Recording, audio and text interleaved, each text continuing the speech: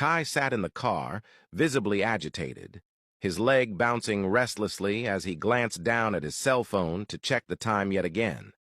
The minutes felt stretched thin, each second dragging heavier than the last.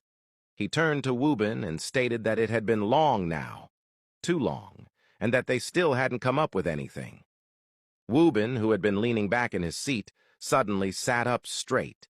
His expression sharpened as something clicked in his mind.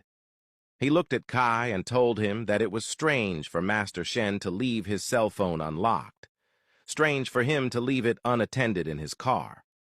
He pointed out that for someone as intelligent and security-conscious as Master Shen, someone who never made careless mistakes, doing something like that would be foolish, unless it had been done on purpose. Kai's eyebrows narrowed as he asked what he meant by that. Wubin leaned in slightly, lowering his voice, telling him that unless Master Shen already knew they had been following him, the phone had been left there deliberately, that maybe he had wanted it to be found, that maybe he had wanted to give them clues.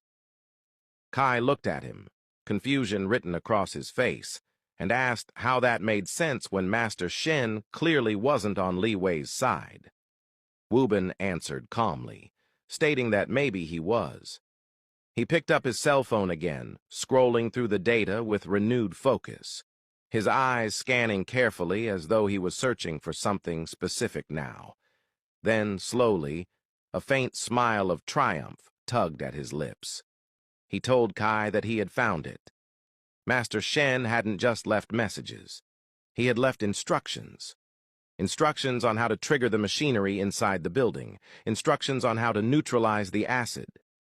Wubin looked at Kai and told him that he had to get inside the building and do it. Kai's eyes widened instantly. He told him the building was heavily guarded. Wubin chuckled lightly, unfazed, telling him that he had his ways. He instructed Kai to wait in the car and keep watch, and that if anything went wrong, he was to alert him immediately.